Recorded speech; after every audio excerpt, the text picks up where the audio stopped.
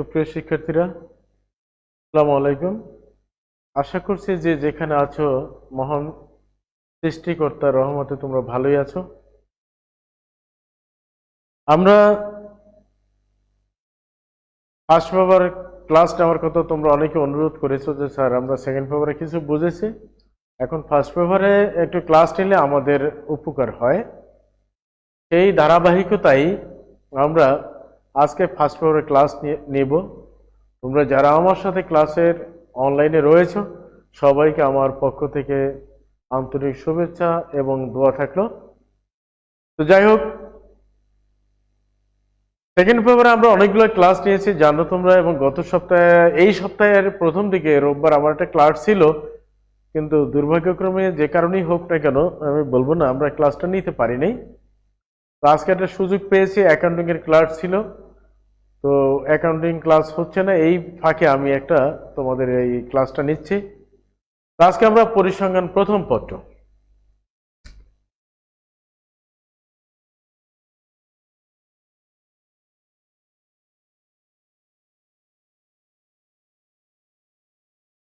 Code 129, তাই না? এখান থেকে আমরা 50 নম্বরে আমাদের থিওরি, আমাদের এমসিকিউ, 25 নম্বর আমাদের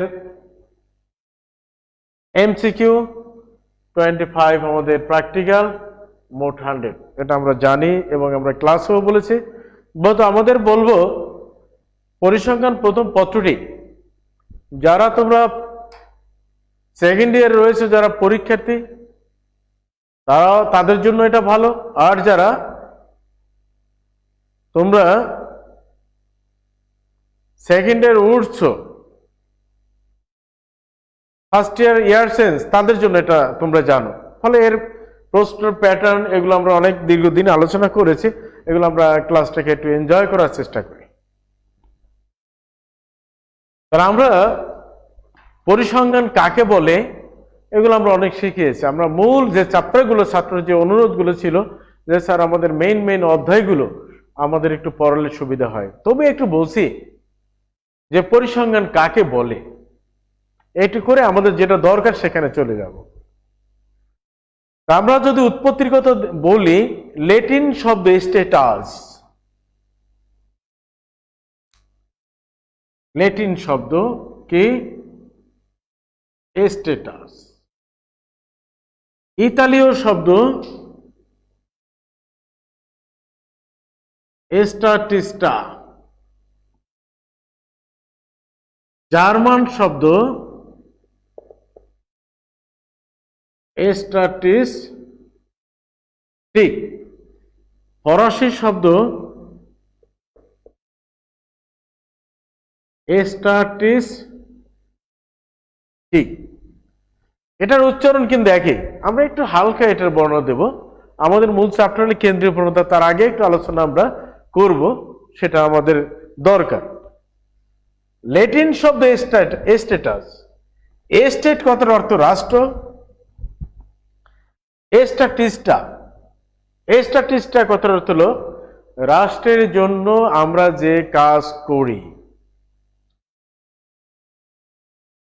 এটা দ্বারা যদি রাষ্ট্র বোঝায়, এটা দ্বারা যদি রাষ্ট্রের কাজ বোঝায়, সুতরাং উৎপত্তিগত দিক থেকে আমরা একথাই বলতে পারি রাষ্ট্রীয় কার্যক্রম বা কার্যকলাপ সুষ্ঠু এবং সুন্দরভাবে পরিচালনার জন্যই পরিসংখ্যান কথাটির উৎপত্তি হয়েছিল।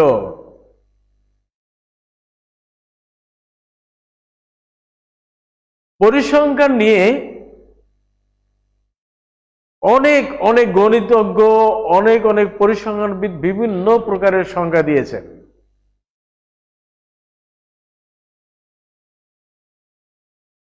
কেউ বলেছেন পরিসংখ্যান হচ্ছে রাষ্ট্রের রাষ্ট্রীয় বিজ্ঞান, কেউ বলেছেন সিদ্ধান্ত গ্রহণের বিজ্ঞান,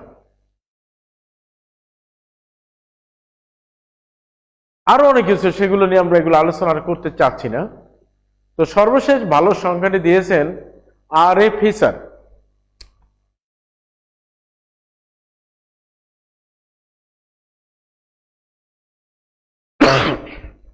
ওনাকে পরিসংখ্যানের জনক বলা হয়। উনি কি বলছেন? উনি বলছেন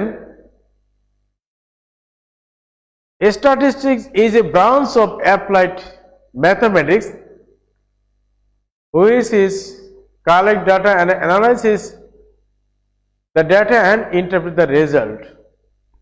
ওনার সুরের সাথে আমরা সুর মিলিয়ে একথাই বলতে পারি, পরিসংখ্যান গণিত থেকে তৈরি হয়েছে ফলিত গণিতের একটি শাখা, যা তথ্য সংগ্রহ করে, তথ্য বিশ্লেষণ করে।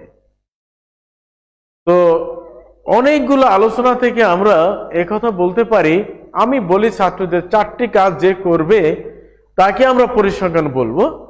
1, তথ্য সংগ্রহ করে, যে বিষয়টি তথ্য সংগ্রহ করে, তথ্যকে উপস্থাপন করে, তথ্য বিশ্লেষণ করে এবং ফলাফল প্রদান করে।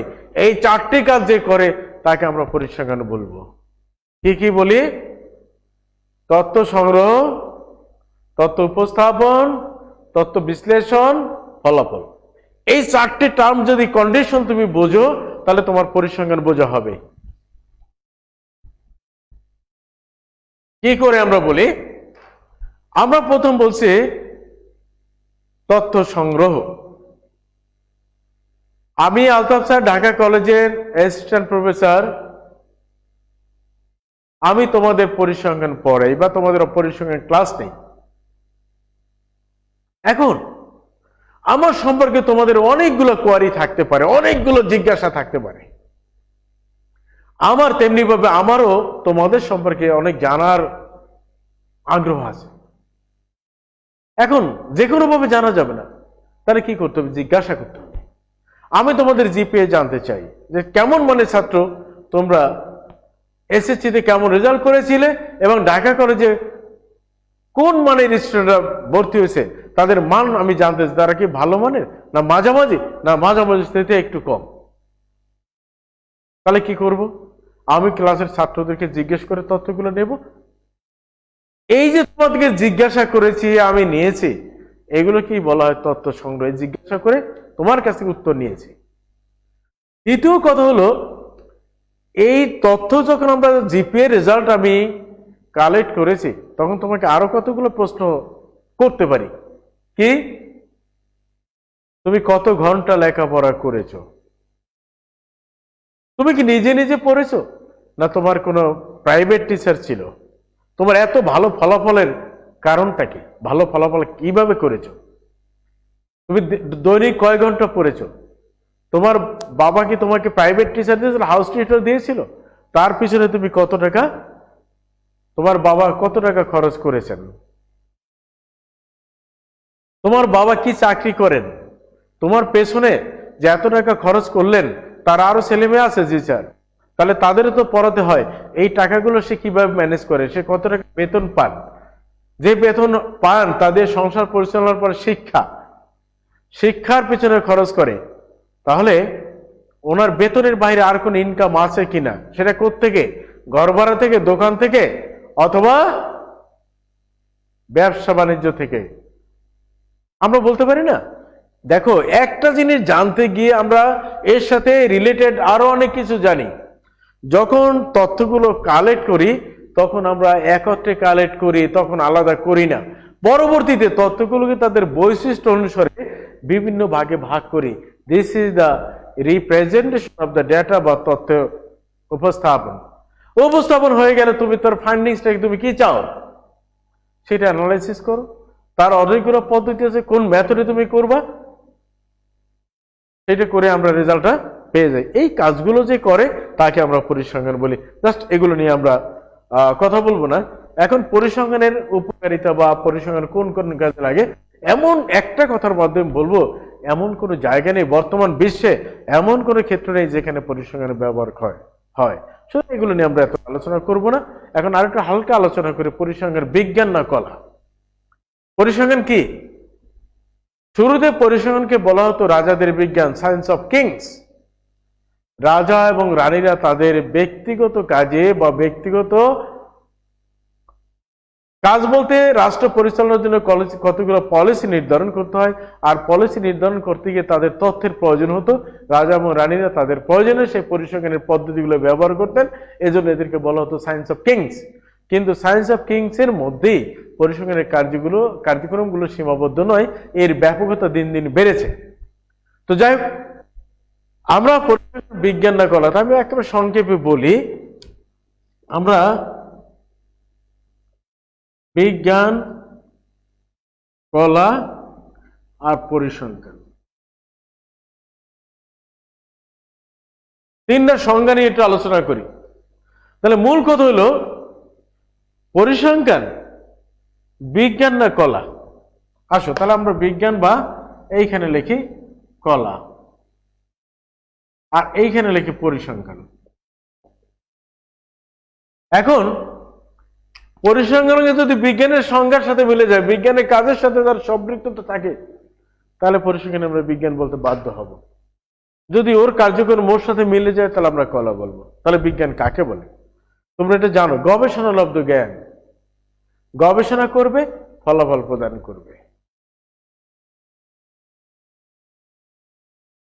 কলা বিজ্ঞানের কর্মফলটাকে বর্ণনা করতে পারে, গবেষণার সাথে তার সম্পৃক্ততা নেই। পরিসংখ্যান তথ্য নিয়ে গবেষণা করে,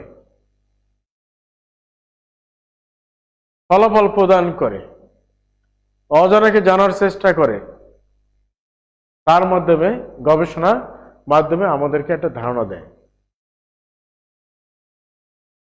তুমি যদি কলাকে জিজ্ঞেস বা যদি বলো বিজ্ঞানকে যে ফ্যানটা ঘুরে কেন, বিজ্ঞান বলবে আমার একটু পরীক্ষা করে দেখতে হবে ফ্যানটা কেন ঘুরে। কলাকে যদি জিজ্ঞেস করো এই ফ্যান ঘোরে কেন, তোর কাজই তো ঘোরা, চাপাবাজি করা। আর পরিসংখ্যান একই কাজ বলবে, তথ্য সংগ্রহ করে বিশ্লেষণ করে তারপর বক্তব্য দিবে, মন্তব্য দিবে। যদি কার্যকারিতার দিক দিয়ে কল্পনা করি, তাহলে আমরা বলতে পারি পরিসংখ্যানের কাজগুলো বিজ্ঞানের সাথে মিলে যায়। সুতরাং পরিসংখ্যান বিজ্ঞান, কলা নয়, তাই না? তুমি একটা উদাহরণ দিয়ে বলি, একজন ধারাভাষ্যকার আর একজন ক্রিকেট প্লেয়ার আর একজন বোলার। এখন আমি কাকে বিজ্ঞান বলবো? এখানে দুইজনকে বিজ্ঞান বলবো, একজন বোলার আর একজন ব্যাটসম্যান। আর ওই যে ধারাভাষ্যকার, তাকে আমি কলা বলবো। কি কেন বলতে পারো স্যার কেন? দেখো, কোন বলটা মারবে, কোন বলটা ছেড়ে দেবে, কোন বলে 4 মারবে, কোন বলে 6 মারবে, কোন বলটা কোন ধরনের টার্ন করে, এগুলো কিন্তু তার মগজের মধ্যে রেখে তারপর তার ব্যাটিং করতে হয়। আর বোলার দৌড় দেওয়ার চিন্তা করবে, এই বলটা কোন দিকে মারলে আমি ব্যাটসম্যানকে আটকাতে পারবো, ব্যাটসম্যানকে আউট করতে পারবো, এই চিন্তাটাও তার মাথায় থাকে। আর ওই ধারাভাষ্যকার দেখে দেখে শুধু বর্ণনা করে, ব্যাটসম্যান এটা 4 মারলো, ধারাভাষ্যকার বললো দর্শনীয় 4, দেখার মতো 4, চমৎকার ব্যাটিং, ইত্যাদি ইত্যাদি ইত্যাদি। প্রশংসায় আর কোনো শেষ হয় না, অর্থাৎ বিশেষণ যত আছে সব ব্যবহার করে। এমনও বলতে পারে, এমন শুনেছি যে বল কামড়ে মাঠ গেল বলের বাহিরে, সুতরাং 4 রান। এ ধরনের ধারাভাষ্যকার আমরা শুনেছি। অর্থাৎ উত্তেজনা যখন হয়। আবার পরবর্তী বলে যখন আউট হয়, তখন কি বলে জানো? কাণ্ড জ্ঞান ইন ব্যাটিং, অধৈর্য হয়ে গেছে, উইকেটকে বিলিয়ে দিয়েছে। একই মুখে দুরকম কথা। কিন্তু যে ব্যাটসম্যান ব্যাট করেছে, 4 মেরেছে, তখন তার একটা কৌশল ছিল যে এই বলটা লুজ এসেছে, আমি মারতে পারি। যে বলটা আউট হয়েছে সেটাও তার চিন্তায় ছিল, এই বলটা আটকানোর ইচ্ছা ছিল, কিন্তু কোনো কারণে হয়তো পারেন নাই। আর ধারাভাষ্যকারের কাজ কি? শুধু দেখে দেখে বর্ণনা দিয়েছেন। সুতরাং পরিসংখ্যান বিজ্ঞান গবেষণা করে, ফলাফল প্রদান করে, কিন্তু কলার কোনো গবেষণা নেই, শুধু বিজ্ঞানের কর্মফলটাকে বর্ণনা করতে পারে। যে কোনো একটি সংখ্যা কি বিজ্ঞান পরিসংখ্যান হতে পারে না? ব্যাখ্যা করে এটা আসতে পারে এভাবে, যে কোনো একটি সংখ্যা পরিসংখ্যান হতে পারে না। পরিসংখ্যান তত্ত্বের সমষ্টি, একক তত্ত্ব নিয়ে পরিসংখ্যান কাজ করে না। তোমাকে যদি বলি বাংলাদেশের মানুষের গড় বয়স 72 বছর, আমার বয়স 40 বছর, আমার বয়স 40 বছর পরিসংখ্যান নয়, কিন্তু বাংলাদেশের মানুষের গড় বয়স কত? 71-72 বছর, 71.9 বা সামথিং। তাহলে এটা পরিসংখ্যান, কারণ ওই 71.9 দ্বারা তো 72 দ্বারা সারা বাংলাদেশের 17 কোটি 18 কোটি মানুষকে বুঝিয়েছেন। সুতরাং পরিসংখ্যান হতে হলে তত্ত্বের সমষ্টি, একক তত্ত্ব নিয়ে পরিসংখ্যান কোনো কাজ করে না। This is the limitation of statistic. সুতরাং তোমার উচ্চতা 5 ফুট 4 ইঞ্চি, ব্যক্তির উচ্চতা হতে পারে, কিন্তু এই 5 ফুট 4 ইঞ্চি দিয়ে সমষ্টিগত তত্ত্ব বোঝায় না। সুতরাং যখনই এই 5 ফুট 4 ইঞ্চি দিয়ে আমরা সমষ্টিকে বুঝাবো তখনই এর পরিসংখ্যান হবে, আদারওয়াইজ এরা কখনোই পরিসংখ্যান হতে পারে না। ওকে, এরপর আসবো মজার চ্যাপ্টার চলক, যেটা আমরা সবসময় নাম শুনে থাকি।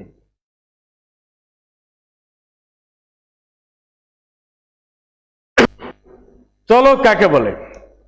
আমরা ওই আলোচনা আমরা শেষ করে এসেছি সংক্ষেপেই। চলক কাকে বলে?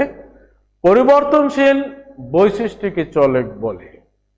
অনেক সময় অনেকে বলে একক ভেদে পরিবর্তন, গুণে পরিবর্তন, মানে পরিবর্তন। আমি বলি পরিবর্তনশীল বৈশিষ্ট্যগুলোকেই আমরা চলক বলি। যেমন এককে কেন বলে? সমজাতি একক হলে পার্থক্য করার সুবিধা হয়। যেমন লিটারের সাথে লিটার তুলনা করা যায়, মিটারের সাথে মিটার তুলনা করা যায়, লিটারের সাথে মিটার তুলনা করা যায় না। 5 লিটার মাইনাস 2 মিটার ফলাফল কোনোদিন আসবে না, তাই না? এই জন্য বলা হয় মান গুণ একক ভেদে পরিবর্তনশীল বৈশিষ্ট্যগুলোকে আমরা চলক বলি। সোজা কথা বলি, চলকের পরিবর্তনশীল মানে মানের পরিবর্তনশীল বৈশিষ্ট্যগুলোকে, অর্থাৎ যে সকল মান পরিবর্তনশীল বৈশিষ্ট্যগুলোকে ধারণ করে, পরিবর্তনশীল বৈশিষ্ট্যগুলোকে প্রদর্শন করে, তারাই চলক। আমাদের উচ্চতাগুলো তোমরা একাদশ শ্রেণীতে বা দ্বাদশ শ্রেণীতে পড়ো, একই ক্লাসে পড়ো। এখন যদি বলি তোমাদের বয়স নিয়ে আমরা কাজ করতে চাই, তোমাদের সকলের বয়স কি একরকম? না, পার্থক্য রয়েছে। তাহলে চলো, একই মায়ের গর্ভে দুটি সন্তান হয়, তার ভিতরে একজনকে বড় বলে আরেকজনকে ছোট বলে। কারণটা কি? কারণ একটাই, ওই 1 মিনিট আগে পরে যেটা হয় ওখানে এটি পার্থক্যের কথা বলে। এখন তোমার মায়ের সন্তান দুটো একই সময় জন্মগ্রহণ করেছে, তাহলে সেখানেও এটি যদি ওজনের পার্থক্যের কথা বলো তাহলে কিন্তু পার্থক্য হবে। যদি সময়ের পার্থক্যের কথা বলো তাহলে কিন্তু পার্থক্য হবে 1 মিনিট আগে 5 মিনিট আগে পরে। This is the variable. অর্থাৎ পরিবর্তন থাকলে তুমি এভাবে যদি আমার হাতে 2 হাতে 10টি আঙ্গুল, তোমার 2 হাতে 10টি আঙ্গুল, তোমার একটি মাথা আছে আমার একটি মাথা আছে, আমার 2টি হাত আছে তোমারও 2টি হাত আছে, there is no, this is constant, এর কোনো পরিবর্তন নেই। কিন্তু তুমি দেখো আমার হাতে 5টা আঙ্গুল রয়েছে, তোমার হাতে 5টা আঙ্গুল রয়েছে, দিস ইজ কনস্ট্যান্ট। কিন্তু আঙ্গুলের উচ্চতাগুলো যদি আমরা একটু লক্ষ্য করি তাহলে উচ্চতাগুলোর মধ্যে পার্থক্য রয়েছে। সুতরাং দিস ইজ দ্য ভেরিয়েবল, একে আমরা চলক বলি। ক্লিয়ার স্যাররা? আমরা হাঁটতে, বসতে, চলতে, ঘুমাতে, খাইতে যদি আমরা চিন্তা করি তাহলে ভেরিয়েবলের মানের কোনো অভাব থাকবে না। আমরা যেখানেই পার্থক্য দেখবো, যেখানেই পরিবর্তন দেখবো, সেখানে তাদেরকে আমরা চলক বলে ইন্ডিকেট করব। তোমার বাবার বয়স আর তোমার বয়সে পার্থক্য রয়েছে, তোমার ভাইয়ের বয়স তোমার বোনের বয়সের মধ্যে পার্থক্য রয়েছে, তোমার বয়স তোমার মায়ের বয়স, তোমার বয়স তোমার বোনের বয়স, পার্থক্য রয়েছে। সুতরাং এগুলো চলক। ধানের ফলন, পাটের ফলন, যেগুলো সংখ্যা আমরা প্রকাশ করি। যাই হোক, এই চলককে আমরা 2 ভাগে ভাগ করি। চলক কয় প্রকার? প্রধান 2 প্রকার আমরা ভাগ করতে পারি। কি কি?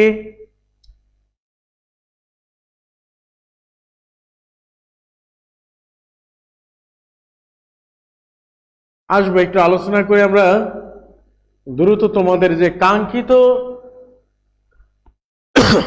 যেটা পাওয়ার কথা ওখানেই আমরা আসবো ইনশাল্লাহ। তোমরা যেটা চাচ্ছ আমি জানি, কিন্তু আমিও জানি এই বেসিকগুলো যদি একটু ধরিয়ে দিতে পারি তাহলে তোমাকে নিয়ে আমি অনেক দূর হাঁটতে পারবো, তুমি বিরক্ত হবে না এবং তুমি মজা পাবে। তাহলে সংখ্যাবাচক চলক তুমি বলতেই পারো যে সকল ভিন্ন ধর্মী মানগুলোকে, যে সমস্ত মান নিয়ে তুমি কাজ করবে তারা যদি সংখ্যায় প্রকাশ করা যায় তারা সংখ্যাবাচক। যেমন আমাদের উচ্চতাগুলো, আমাদের বয়স, আমাদের ওজন, ধানের ফলন, পাটের ফলন ইত্যাদি সংখ্যাবাচক। গুণবাচক অনুভব করা যায়, বোঝা যায়, কিন্তু কখনো সংখ্যা প্রকাশ করা যাবে না, তারা গুণবাচক চলক। যেমন আমাদের গায়ের রং, আমাদের চুলের রং, আমাদের মেধা, আমাদের চোখের রং ইত্যাদি ইত্যাদি, এগুলোকে আমরা গুণবাচক চলক বলি। আমরা দ্রুত এই অধ্যায় থেকে আমরা বেরিয়ে যাব। সংখ্যাবাচক চলক দুই প্রকার, কি কি?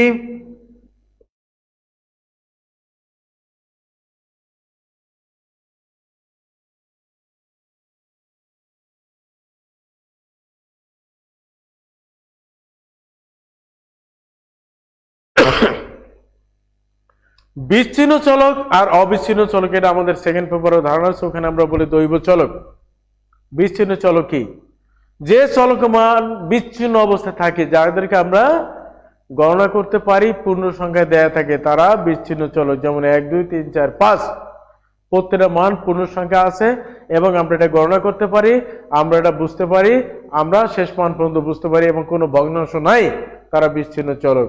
আর অবিচ্ছিন্ন চলক একটি নির্দিষ্ট পরিসরে থাকে, এই পরিসরের ভিতর থেকে আমরা যে কোনো মান গ্রহণ করতে পারি, একে অবিচ্ছিন্ন চলক বলে। যেমন তোমাকে একটা উদাহরণ দিই, তোমাকে যদি আমি বলি, বলো আমার বয়স কত, তুমি বলবা স্যার আপনার বয়স 40 থেকে 45-এর মধ্যে।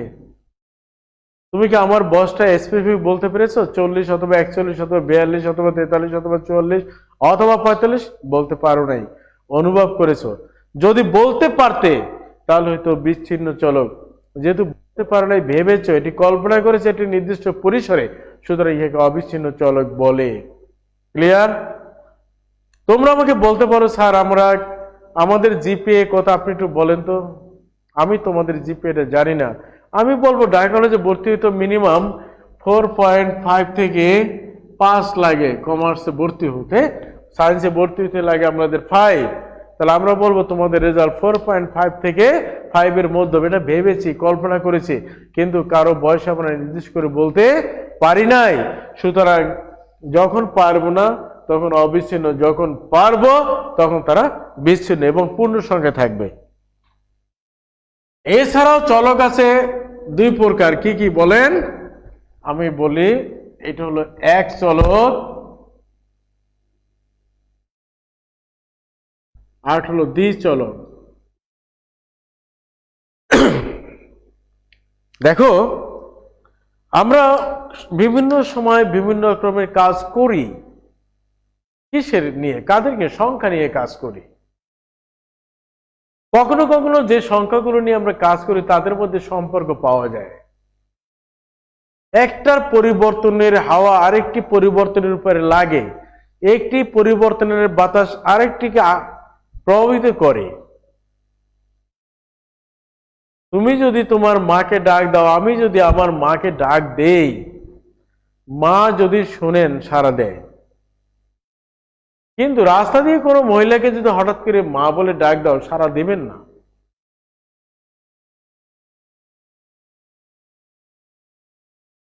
সাড়া দিলে একরকম, না দিলে আর এক রকম। যত প্রকার সম্পর্কযুক্ত চলক আছে তারাই দ্বিচলক। ভাই বোনের মধ্যে সম্পর্ক দ্বিচলক, স্বামী স্ত্রীর মধ্যে সম্পর্ক দ্বিচলক, বাবা মায়ের মধ্যে সম্পর্ক, সন্তান বাবার মধ্যে সম্পর্ক দ্বিচলক, মা ছেলের মধ্যে, মা মেয়ের মধ্যে সম্পর্ক দ্বিচলক। তোমাকে আমি বলি, তোমার এলাকায় ভালো ফসল হয়েছে, আমাকে তুমি বললে স্যার আমাদের এলাকায় বাম্পার ফলন হয়েছে, ধান ভালো হয়েছে। আমি যদি বলি কেন, তুমি বলবে স্যার কৃষকেরা উন্নত জাতের বীজ পেয়েছে, সার ঔষধ ঠিক মতো প্রয়োগ করেছে, এজন্য ভালো হয়েছে। একটা কারণ আর একটা কারণকে প্রভাবিত করেছে, একটা মান আর একটা মানকে প্রভাবিত করেছে, তাহলে দ্বিচলক। তুমি আমাকে বললে স্যার নদীতে পানি বৃদ্ধি পেয়েছে, কেন? জোয়ার এসছে। তাহলে জোয়ারের সাথে পানি বৃদ্ধির সম্পর্ক হলো। তাহলে জোয়ার যদি একটি চলক হয়, পানি বৃদ্ধি যদি আরেকটি চলক হয়, দুইয়ের মধ্যে সম্পর্ক আছে কি নাই? আছে? মানুষ গরমের দিনে পাতলা কাপড় পরে আর ঠান্ডার দিনে মোটা কাপড় পরে। তোমাকে যদি বলা হয় কেন মোটা কাপড় পরেছো, তার ঠান্ডা লাগে শীতের দিন। দেখো, আমরা সম্পর্ক বুঝে যাই। সম্পর্কযুক্ত চলক হলে দ্বিচলক, আর যেখানে সব খুঁজবো না, উচ্চতা নিয়ে কাজ করবো, শুধুমাত্র উচ্চতা কেন বেশি হলো, কেন কম হলো। তোমাকে যদি বলি তোমার উচ্চতা বেশি কেন, তুমি বলবে স্যার আমার পিতামাতার উচ্চতা বেশি, এজন্য আমার উচ্চতা বেশি হয়েছে। সম্পর্ক আছে কি নাই? পরিসংখ্যানে বলা আছে লম্বা পিতামাতার সন্তানেরা লম্বা হবে, তবে লম্বা পিতামাতার সাথে একটু খাটো হবে, আর খাটো পিতামাতার সন্তানরা খাটো হবে, তবে খাটো পিতামাতার সাথে একটু লম্বা হবে। তাহলে সম্পর্ক আছে কি নাই আমরা প্রমাণ করেছি। তাহলে এই সম্পর্কিত চলক হলে দ্বিচলক, আর আমরা যেখানে অন্য কিছু খুঁজবো না, শুধু পরিবর্তনশীল বৈশিষ্ট্যগুলোকে দেখব, তারা হলে এক চলক। এখন আসো একটু তোমাদের শিখাই। তোমরা জানো এটাকে আমরা বলি সামেশন, এটাকে বলি প্লাস। সামেশন কি? তোমরা ইলাস্টিক দেখেছো? ইলাস্টিক টান দিলে বড় হয়, ছেড়ে দিলে ছোট হয়। সামেশন একটি ইলাস্টিক, একে টান দিলে প্লাস হবে, ছেড়ে দিলে সাম হবে। সেটা কখন? যে সকল মান নিয়ে আমরা কাজ করবো সেই সকল মানের মধ্যে যদি পরিবর্তন থাকে, তারা যদি ভিন্নতা প্রদর্শন করে, তাহলে শুধু এখান থেকে এখানে যাওয়া যাবে, এখান থেকে এখানে আসা যাবে। কিন্তু যে সকল মানের মধ্যে পরিবর্তনশীল বৈশিষ্ট্য নেই, তার মানে তারা ধ্রুবক, সে সকল মানের মধ্যে শুধুমাত্র যোগ ফল লেখা যাবে, সেখানে সামেশনের কোনো কাজ নেই। ওখানে সাম ভেঙে বড় করা যাবে না, আবার যোগ থেকে সামে আসা যাবে না। একটু দেখা, আমি একটা ভিন্ন ধর্মী উদাহরণ দিয়ে দেখাচ্ছি। এটা বলো,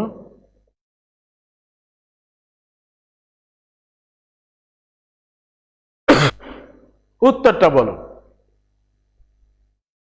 বড় আছে, প্লাস প্লাস, কোনো পরিবর্তন নেই, আমরা লিখতে পারি 3a। আমরা এটা 3a লিখবো? 3a লিখবো না, কেন?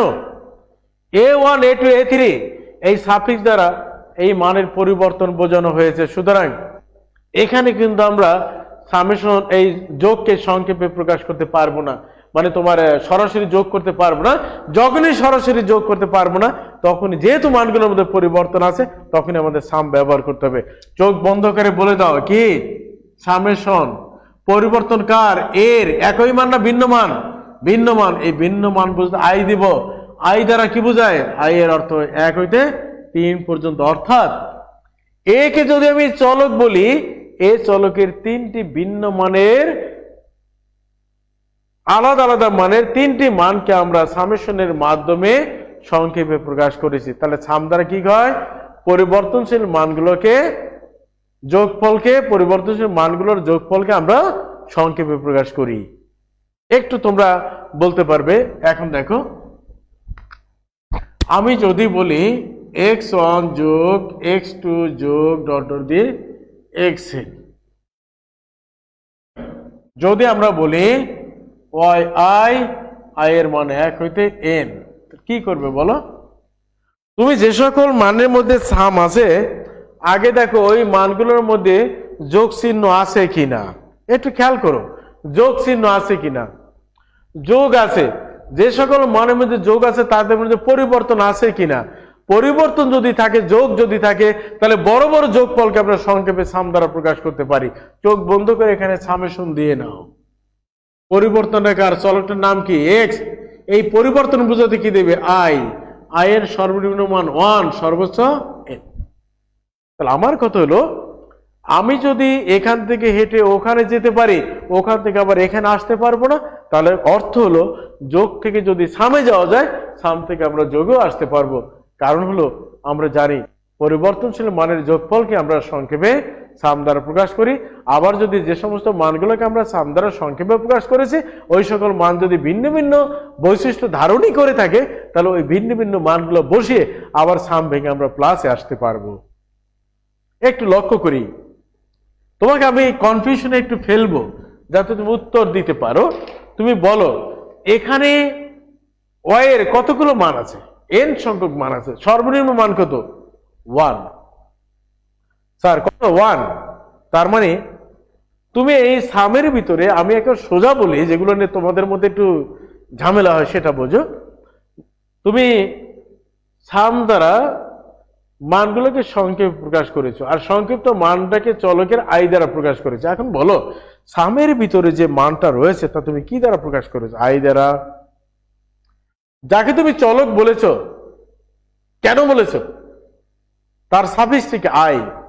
তাহলে এখানেও আছে আই, আর সামের ভিতরে মানগুলো বুঝাইছে আই দ্বারা সংক্ষেপে। তার মানে এই মানের সাথে এই মান মিলে গেছে, তার মানে কি ভেঙে বড় করা যাবে? একটু দেখাই, দেখলেই তো হবে না, তোমাদের একটু খেয়াল করতে হবে আমি কি দিচ্ছি। দেখো সামের ভিতরে যে মানটা সংক্ষেপে রয়েছে তা তুমি বুঝিয়েছো যে দ্বারা। তুমি কি দ্বারা বুঝিয়েছো? যে দ্বারা। আর ওয়াই এর সাথে যে সাফিক্সটা আছে তা তুমি কার দ্বারা নির্দেশ করেছো? আই দ্বারা। তাহলে আই এর সাথে যে এর মানের কোনো মিল আছে? নাই। মিল না থাকলে কনস্ট্যান্ট, আর মিল থাকলে ভেঙে বড় করা যাবে, বড়কে ছোট করা যাবে। এখন দেখো একটা একটা করে মান বসাও। দেখো আই এর মান 1 2 আপ টু এন। আমি জানি এগুলো পারো। আই এর প্রথম মান কত? 1, সাম উঠে প্লাস। দ্বিতীয় মান কত? একটা করে মান বসাবে, সাম ভেঙে প্লাস হবে 2। শেষ মানের আগে আরেকটি, এই দেখো হয়েছে। আর এখানে আমরা বসাতে পারবো না, কারণ আই আর জে এর মান এক নয়। যখন এক হবে না তখন তারা পরস্পরের মধ্যে সম্পর্কহীন। আমরা বলতে পারি এটা কি? ধ্রুবক। তাহলে কি করবে? আমি এখান থেকে সাম তুলে দিতে হলে ওই সামের মোট মান দ্বারা আমরা তাকে গুণ করব। যদি মেলে তাহলে ভেঙে বড় করব, যদি না মিলে তাহলে সামের মোট মান দ্বারা গুণ করে দেব। আমাকে এখন একটু তোমরা বলো কি হবে। এগুলো অবজেক্টিভের জন্য আমাদের বলবো। এখন আমরা যদি বলি এ, কি হবে? তুমি দেখো আই এর সামের ভিতরে মান আছে 1 হইতে এন পর্যন্ত বুঝিয়েছো তুমি আই দ্বারা। আই এর মানগুলো তুমি একটা বললে একটা মোবাইল পাওয়া গেছে, প্রকৃত মালিক যদি বলতে পারে তার মোবাইলটার পরিচয়, তাকে মোবাইলটা দিয়ে দেওয়া হবে। এখন 5 জন ব্যক্তি এসেছে মোবাইলটা নেওয়ার জন্য, তুমি কতগুলো কোশ্চেন করলে, এই মোবাইলটা কোন রঙের, তার কতগুলো নাম্বারের কথা বলতে পারো ইত্যাদি। তো তুমি মোবাইলটা কাকে দিবে? যার সাথে মোবাইলের পরিচয় মিলে যাবে তাকে দিবে, যার মিলবে না তাকে দিবে? দিবে না। তাহলে এখানে দেখবে তুমি আই এর মানগুলো আমাকে দিতে চাও, আমি নিতে চাই, তুমিও দিতে চাও। দেওয়ার আগে দেখতে হবে আমি যে মানগুলো চাচ্ছি ওই মানগুলোর মালিক আমি কিনা। যদি আমি হয়ে থাকি তাহলে তুমি আমাকে মানগুলো দিবে, আর যদি আমি না হয়ে থাকি তাহলে তুমি মানগুলো আমাকে দিতে পারো না। কারণ মানটা বসানোর জন্য একটি জায়গা তৈরি করতে হবে। আই এর মানগুলো যদি এখানে বসাতে চাই আই এর সাথে থাকতে হবে, কিন্তু আছে কি? নেই। তাহলে এই মানগুলো আমাকে দিতে পারি না। তার মানে কি? এ কনস্ট্যান্ট আই এর মানের জন্য। তাহলে কি করতে হবে? তো যে মান কনস্ট্যান্ট তার পেছনে তো আমরা সাম রাখতে চাই না, সামকে তুলে দিতে চাই। তাহলে কি করতে হবে? সামের মোট মান দ্বারা গুণ করতে হবে। সাম ইন্টু ধ্রুবক ইকুয়াল টু সামের মোট মান ইন্টু ধ্রুবক। সহজ হিসেবে এভাবে বুঝবা, তোমার জটিল করে বোঝার দরকার নেই। এখন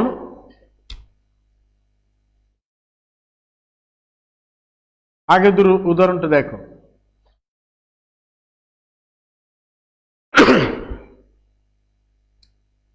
মোবাইলের মালিকও আছে আর ভুয়া মালিক সেজে একজন এসেছে। তুমি মোবাইলটা কাকে দেবো? মালিককে দেবা। ভুয়া লোক কি শূন্য হতে ফিরে যাবে? তাহলে দেখো সামের ভিতরে যে মান আছে 1 হইতে n পর্যন্ত তা তুমি কার দ্বারা বুঝিয়েছো? i দ্বারা। এখন এখানে দুটো মান আছে a আর xi, সামের ভিতরে মানটা কার সাথে মিলেছে? x এর সাথে, xi এর সাথে মিলে নাই কার সাথে? তাহলে এখন কি এই ব্যক্তি শূন্য হতে যাবে না মোট মান দাবি করবে? মোট মান দাবি করার সুযোগ নেই, কারণ প্রকৃত মালিক আছে। তাহলে প্রকৃত মালিককে দিয়ে দাও, ও শূন্যতে ফিরে যাবে। এভাবে করে তুমি যদি বুঝতে চাও, বোঝার চেষ্টা করো, তাহলে তুমি পারবে। এখন এখান থেকে যদি আমরা অবজেক্টিভ দেই, দেখো ছোট ছোট করে যদি আমরা বলি যে a equal to 1, x1 equal to 2, x2 equal to 3, x3 equal to 4, হ্যাঁ, তাহলে আমরা যদি বলি summation axi plus 2 equal too hot i এর মান 1 হইতে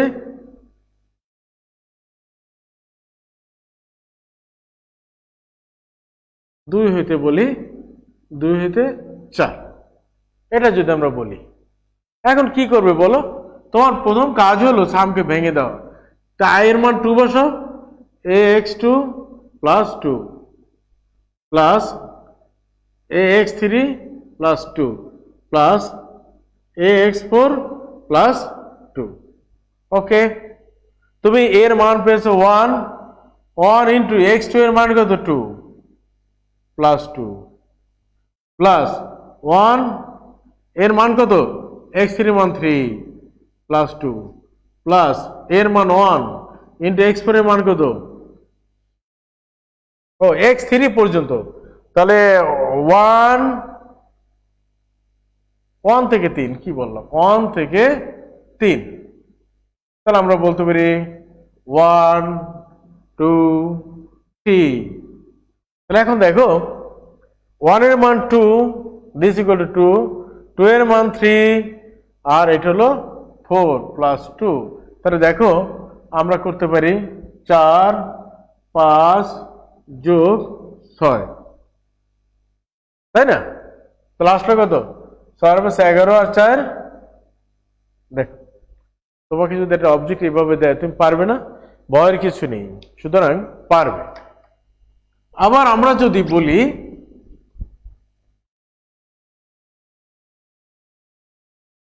সামেশন ai প্লাস b, যেখানে এর মান 2, b এর মান 3, i এর মান 1 হইতে 5। এখন যদি আমরা বলি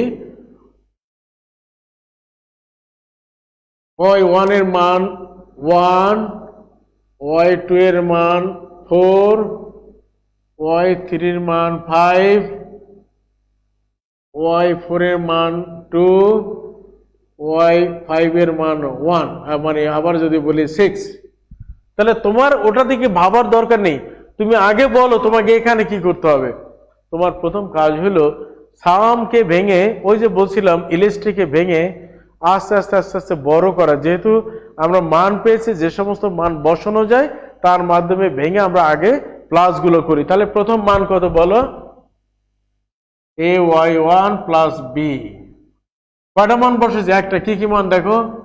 1 2 3 4 5। প্রথম মান 1 বসিয়েছি, সামুটি plus 2 ay2 plus b plus ay3 plus b plus ay4 plus b plus ay5 plus b। এখন দেখো তোমার ইজি আনসার হয়ে গেল। এর মান জানো, y1 এর মান জানো, b এর মান জানো, এর মান জানো, y2 এর মান জানো, b এর মান জানো, এর মান জানো, y3 এর মান জানো, b এর মান জানো, এর মান জানো, y4 এর মান জানো, b এর মান জানো, এর মান জানো, y5 এর মান জানো, b এর মান জানো, করে সমাধান আমরা করতে পারবো। তোমাকে প্রসেসটা বুঝতে হবে, তাহলে আমরা পারবো। সুতরাং আমি ভয়ের কিচ্ছু দেখছি না। আবার যদি আমরা বলি, ওগুলোই থাক, তাহলে আমরা যদি বলি এবার summation axi minus 5 equal too hot, যেখানে i এর মান 1 হইতে 5। তাহলে তোমার কি কাজ? এইটাকে প্রথম কাজ হলো এটা ভেঙে দেওয়া, ax1 minus 5 plus ax2 minus 5 plus ax3 minus 5 plus ax4 minus 5 plus ax5 minus 5 এর কোনো পরিবর্তন নাই, they are the constant, 5 is constant. এখন তোমার মান আছে কার, এর মান আছে x1 এর মান আছে, দিয়ে দেবো আমরা সেই মানগুলো, ax2 এর মান দেওয়া থাকবে, এর মান দেওয়া থাকবে, 2 এর মান দেওয়া থাকবে, এভাবে করে আমরা মানটা বসিয়ে যোগ বিয়োগ করে আমরা কাজটা করে ফেলবো।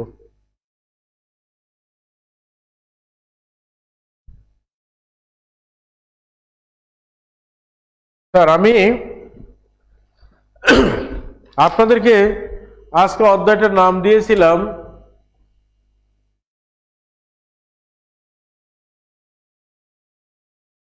কেন্দ্রীয় প্রবণতা ও তার পরিমাপ। তাহলে আমরা ইংলিশে বলি মেজার্স অফ সেন্ট্রাল টেন্ডেন্সি।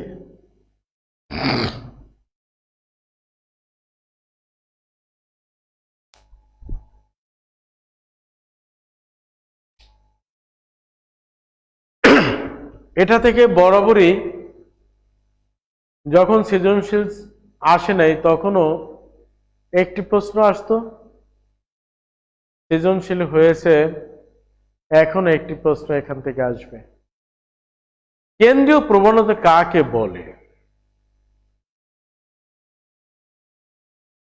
কোন তত্ত্ব সারির মাঝখানে একটি মান থাকবে, অন্যান্য মানগুলো ওই বিন্দুটাকে কেন্দ্র করে গুণায়ন মান থাকবে, অথবা ওই নির্দিষ্ট মানটার দিকে আকর্ষণ বোধ করবে, ওই মানটার দিকে জড়ো হতে চাইবে, ওই মানটার দিকে যোগ বা ঝুঁকে থাকার প্রবণতা দেখাবে। কোন তত্ত্ব শ্রেণীর মানগুলো একটি নির্দিষ্ট মানের দিকে যোগ দেখানো অথবা ঘনীভূত হওয়া অথবা আকর্ষণ বোধ করা, যে নামেই বলি না কেন, এই আকৃষ্ট হওয়ার যে প্রবণতা তাকে আমরা কেন্দ্রীয় প্রবণতা বলি। ওই নির্দিষ্ট মানটাকে আমরা বলছি কেন্দ্র, আর অন্যান্য মানগুলো যে ওই মানটার দিকে ফিরে ফিরে আসতে চায়, আকর্ষণ বোধ করে, ওই মানটাকে বলছি কেন্দ্র। যারা আসতে চায়, আকর্ষণ করে, এই আকর্ষণকে বলছি আমি প্রবণতা। সুতরাং তত্ত্ব সারির মানগুলো একটি নির্দিষ্ট মানের দিকে জড়ো হওয়ার যে প্রবণতা তাকে আমরা বলছি কেন্দ্রীয় প্রবণতা। আমি একটি জায়গায় দাঁড়িয়ে আমার বক্তব্য উপস্থাপন করছি, আমার শিক্ষার্থীরা বিভিন্ন দূরত্ব থেকে আমার কথাগুলো শুনছে। তাহলে আমি কোথায়? এখানে দাঁড়ানো, আমার এদিকে স্টুডেন্ট রয়েছে, এদিকে আছে, এদিকে আছে, এদিকে আছে, এদিকে আছে, এদিকে আছে, এদিকে আছে, চতুর্দিকে ঘুরন আছে, কেউ কাছে, কেউ দূরে, কেউ মাঝখানে, কেউ অনেক দূরে। কিন্তু কথা হলো তারা কি করতে চায়? আমার ক্লাসগুলো শুনতে চায়, আমার ক্লাসগুলো বুঝতে চায়। আমি কে? আমি টিচার। আমি কোথায় অবস্থান করি? ধরো আমি কেন্দ্রে অবস্থান করি, তোমরা বিভিন্ন জায়গায় অবস্থান করো। তাহলে যে যেখানেই থাকো না কেন, প্রত্যেকে আমার কথা শুনতে চাও। তা আমার কথা শোনার প্রতি তোমাদের আকর্ষণ আছে। পরিসংখ্যানের ভাষায় ওই আকর্ষণকে বলা হয় প্রবণতা। কার দিকে? ওই নির্দিষ্ট মানের দিকে। সেই নির্দিষ্ট মান এখন কে? আমি। তাহলে আমার দিকে তোমাদের যে আকর্ষণ, আকর্ষণকে বলছি প্রবণতা। যেহেতু আমি কেন্দ্র, সুতরাং তত্ত্ব শ্রেণীর মানগুলো কেন্দ্রের দিকে ঝোঁকা, কেন্দ্রের দিকে ঝুঁকে থাকার যে প্রবণতা তাকে আমরা বলছি কেন্দ্রীয় প্রবণতা। এই খেলাটা তুমি অনেক আগে খেলেছো, কিন্তু এটা জানতাম না এটা আমাদের পরিসংখ্যান নামক কোনো একটি বিষয় হতে পারে। কেমনে খেলেছো? আমরা দেখেছি যখন আমরা 6-7 পড়ি, তুমি দেখো, তুমি কি এখনো পারো তোমার বিদ্যালয়ে যেতে হয় না, তারপরে পড়তে পারো যে তুমি মাথায় শ্যাম্পু দিয়ে তেল দেবে না, না দিয়ে একটি পরিষ্কার চিরুনি দিয়ে তোমার মাথার চুলকে কয়েকবার আঁচড়াও। এরপর কয়েকটা কাগজের উপরে দেখো, তুমি ধরো, দেখবা কাগজগুলোকে আকৃষ্ট করছে।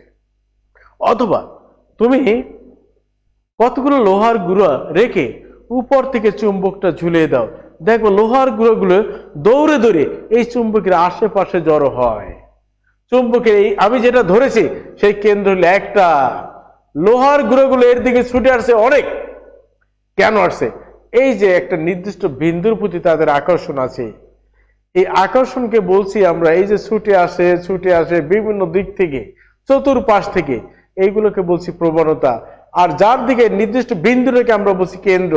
সুতরাং তথ্য শ্রেণীর মানগুলো নির্দিষ্ট একটি মানের দিকে ছুটে আসা বা জড়ো হওয়ার যে প্রবণতা, তাকে আমরা বলছি কেন্দ্রীয় প্রবণতা। তার বুঝতে পেরেছি? এভাবে আমরা অসংখ্য উদাহরণ আমরা তৈরি করতে পারি। তুমি যদি ঢাকা কলেজের ছাত্র হয়ে থাকো, জানো তোমাদের ক্লাস 8টায় শুরু হয়। তুমি বাসা থেকে সবাই ঢাকা কলেজের তোমরা 1500 স্টুডেন্ট ইন্টারমিডিয়েটে পড়ো, 2 ইয়ারে প্রায় 22 থেকে 25 স্টুডেন্ট পড়ো। যখন ক্লাস শুরু হয় তোমরা দৌড়িয়ে কোথায় আসো? আশেপাশে তো আরো কলেজ আছে, তোমার সিটি কলেজ আছে, ইডেন কলেজ আছে, আরো অনেকগুলো কলেজে, গোল্ডেন কলেজ ইত্যাদি। তোমরা কি সেখানে যাও? না। যখন বাসা থেকে বের হও, প্রত্যেকের এটা আকর্ষণ থাকে, আমি আমার কলেজে যাব। এবং কলেজে এসে দেখো, তুমি জানো যে কোন রুমে তোমার ক্লাস হয়, তুমি কিন্তু দৌড়ে সেখানে যাও, অন্য ক্লাসে যাও না। তাহলে ওই জায়গাটার প্রতি তোমার একটা আকর্ষণ আছে, তাহলে ওই জায়গাটাকে তুমি কেন্দ্র মনে করো, আর তোমাদেরকে ছুটে যাওয়াকে তুমি প্রবণতা মনে করো। সুতরাং তথ্য শ্রেণীর মানগুলো একটি নির্দিষ্ট মানের দিকে ছুটে যাওয়াকে আমরা কেন্দ্রীয় প্রবণতা বলি। এখন তোমাকে আরো বলি, একটা উদাহরণ দেই। একজন রিক্সা শ্রমিককে তুমি যদি জিজ্ঞেস করো, ভাই আপনি কত টাকা আয় করেন, উনি একটা বলবে, আমি গড়ে হলো 300 টাকা আয় করি। উনি যেদিন 500 টাকা আয় করে, ওদিনে সে দেখায় 300 টাকা। যেদিন 1000 টাকা আয় করে, সেদিনও 300 টাকা। যেদিন সে 500 টাকা আয় করে, সেদিনও 300 টাকা। যদি 100 টাকা আয় করে, সেদিনও গড়ে 300 টাকা। যেদিন সে কাজ করে না, ওখানেও 300 টাকা। তার মানে যেদিন যে আয় করুক না কেন, একটি নির্দিষ্ট মানের প্রতি তার দুর্বলতা জন্মেছে। এই জন্য বেশি হোক আর কম হোক, ঘুরে ঘুরে ওই মানটার দিকে ফিরে যেতে চায়।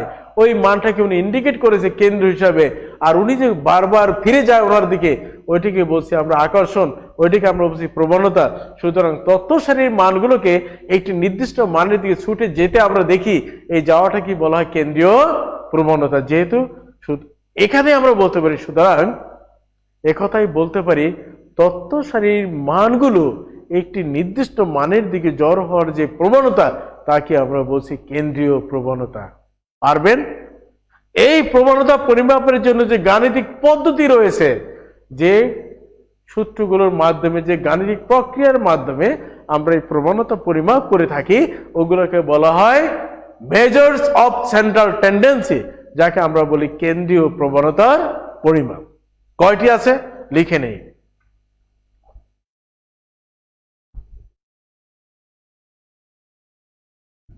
কেন্দ্রীয় প্রবণতার পরিমাপ 5টি। 1,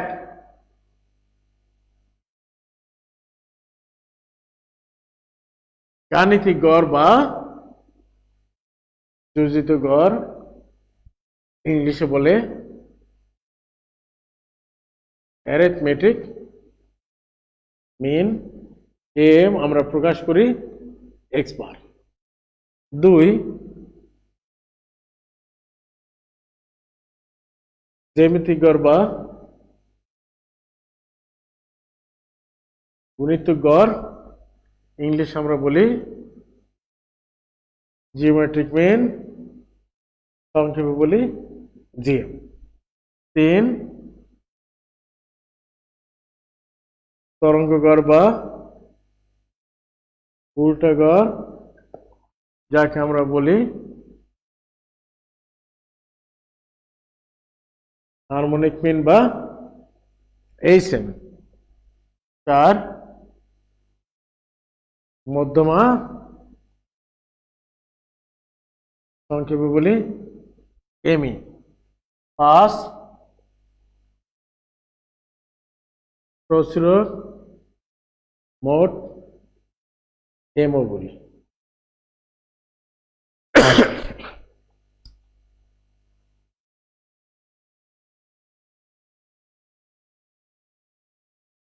তাহলে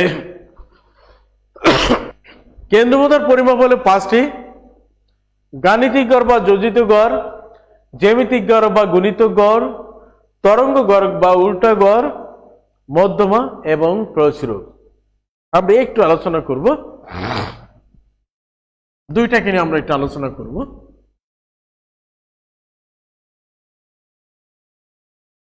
গাণিত কাকে বলে?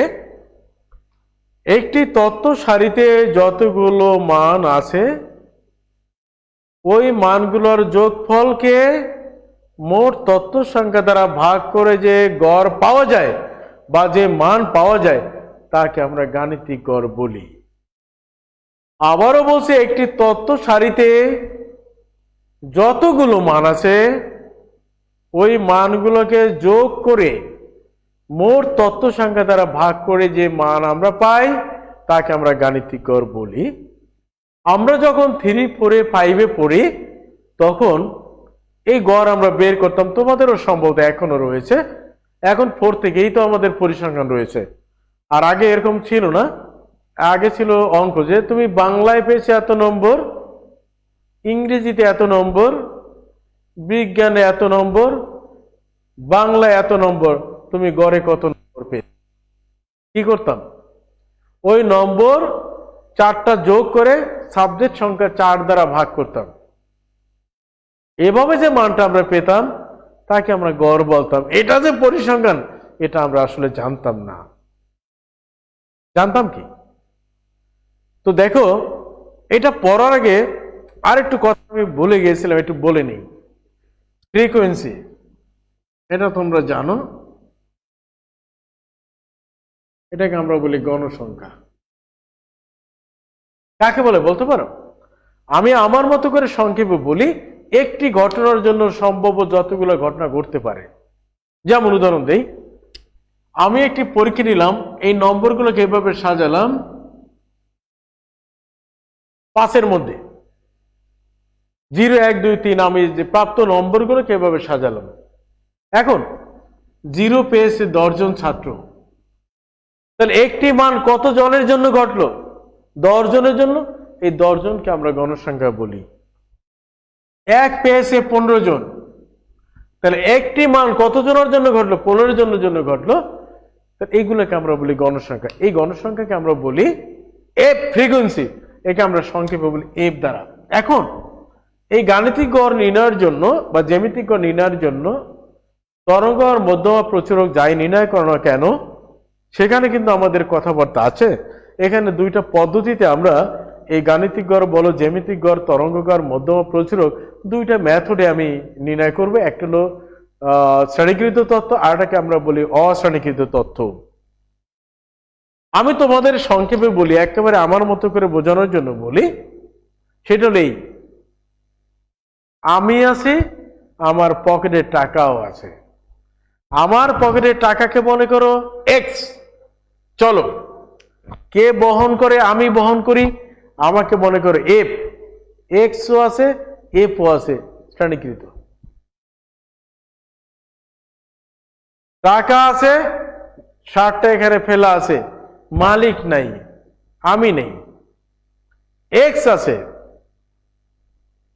0 পেয়েছে 10 জন, নম্বর আছে, প্রাপ্ত নম্বর, যে পেয়েছে সেও আছে, শ্রেণীকৃত। নম্বর আছে, কারা পেয়েছে, কাদের মধ্যে বন্টন করা হয়েছে, তারা নেই, অশ্রেণীকৃত। এবার বোঝো, তাহলে আর ভুলবে না। তাহলে আমরা একবারে বলি, যদি কোথাও এক্স আর এফ এর উপস্থিতি একবারে দেখা যায়, এক্সও আছে, এফও আছে, তাহলে আমরা বলবো শ্রেণীকৃত। শুধু এক্স আছে, এফ নেই, তাদেরকে আমরা বলবো অশ্রেণীকৃত। Sir clear? এবার আসো, আমরা বলছিলাম গাণিতিক গড় কাকে বলে। একটু দেখো, মনে করো তুমি বাংলায় পেয়েছো 50, ইংরেজিতে পেয়েছো 45, অঙ্কে 60 আর মনে করো বিজ্ঞানে পেয়েছো 65, তুমি গড়ে কত নম্বর পেয়েছো? কি করবে স্যার? তাহলে করবে কি 50 যোগ 45 যোগ 60 যোগ 65 ভাগ কত? দেখো কয়টা সাবজেক্টের নম্বর যোগ করেছে? 4। দিস ইজ দ্য গড় মান। তাহলে আমরা বলি একটি তত্ত্ব সারিতে যতগুলো মান থাকে ওই মানগুলোর যোগফলকে মোট তত্ত্ব সংখ্যা দ্বারা ভাগ করলে যে মান পাই তাকে আমরা গাণিতিক গড় বলি।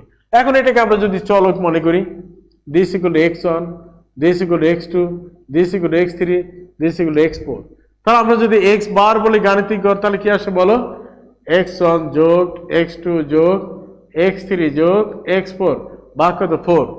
দেখো যে মানগুলোর মধ্যে আমরা যোগ চিহ্নটা ব্যবহার করেছি তাদের মধ্যে পরিবর্তন আসে না? পরিবর্তন আছে। যোগ আছে না? যোগ আছে। তাহলে পরিবর্তন, তাহলে যোগ থাকলে সংক্ষেপ আমরা কি বলি? তাহলে চলকের যোগফলকে আমরা সংক্ষেপে বলি summation. This equal two summation of xi ভাগ 4, i এর মান 1 হইতে 4। এই ধারাবাহিকতা তুমি যদি n সংখ্যক মানের জন্য করো তাহলে কি আসবে? x1 যোগ x2 যোগ ডট দিয়ে যোগ xn ভাগ n, this equal two summation xi ভাগ n, i এর মান 1 হইতে n। এখন আমরা যদি n সংখ্যক মান দিয়ে দিই ওইগুলো যোগ করে মোট তত্ত্ব সংখ্যা দ্বারা ভাগ করবে। তো যাই হোক, এখন আমরা একটু সূত্রটা দিয়ে দেই যে একটা তাহলে অশ্রেণীকৃত তত্ত্বের সূত্র কি? অশ্রেণীকৃত তথ্যের গাণিতিক গড়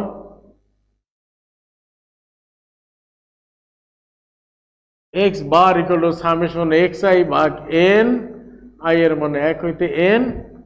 আর লেখো শ্রেণীকৃত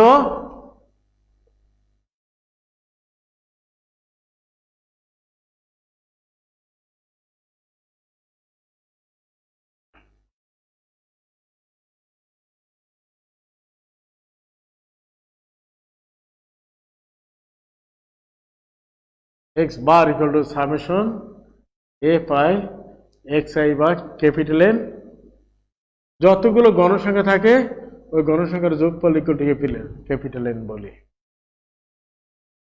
এখন তোমাকে যদি একটা অঙ্ক বলি, অঙ্কের মাধ্যমে যদি আমরা বলি, মনে করে x এর মান আছে 1 2 3 4, তোমাকে যদি বলে x বার বের করো তাহলে কি করবে বলো? এগুলো যোগ করবে সামেশন অফ xi, 4 3 7 2 9 1 10, তাহলে 10। n বলতে কি বোঝায়? কয়টি মান? 4টি। দিস ইকুয়াল টু বের করলে ওইটা হয়ে গেল। এখন যদি তোমাকে আমরা বলি x মান 0 1 2 3 4, f হইল 1 5 8 7 3 2, তাহলে এখন যদি গাণিতিক গড় বের করো তাহলে কি করতে হবে? আগে তুমি সামনে ভাবার দরকার নেই, আর আগে fx ভাবো। fx গুণ করো, করে দেখো কি আসবে? 0 5 7 2 14 3 3 9 8। এখন এটা যোগ করে fx, তাহলে কি আসবে বলো? 9 17 31 আর 5 36। আর এখানে করবে কি? ক্যাপিটাল N ইকুয়াল টু কত? 3 2 5 7 5 12 প্লাস 17 8, রাশি কি বলো? যে 36 ভাগ 18। This equal to arithmetic mean. সুপ্রিয় শিক্ষার্থীরা, সময়ের সাথে তাল মিলিয়ে দৌড় দিয়েও সময়কে থামাতে পারছি না। সময় তার নিজস্ব গতিতে চলছে। তার ভিতর থেকে আমি যতটা তোমাদেরকে টানার চেষ্টা করেছি, এনাফ, যদি ধরে রাখতে পারো মাথায়, কাজ হবে। তো আবার দেখা হবে আগামী সপ্তাহে ইনশাল্লাহ। তোমরা দোয়া করবে যেন আমরা সুস্থ থাকি, আমরাও দোয়া করি তোমরা সুস্থ থাকো। তো বারবার বলি, একই কথা বলি যে প্রয়োজনের বাহিরে, প্রয়োজন না হলে, একান্তভাবে না হলে বাসার বাইরে যাবে না, ঘরের বাইরে যাবে না। সরকারের যে নির্দেশনাগুলো রয়েছে মেনে চলবে। আবার দেখা হবে। এই কেন্দ্রীয়তার উপরে আমরা অনেকগুলো ক্লাস নিব। সে পর্যন্ত তোমরা সুস্থ থাকো, ভালো থাকো।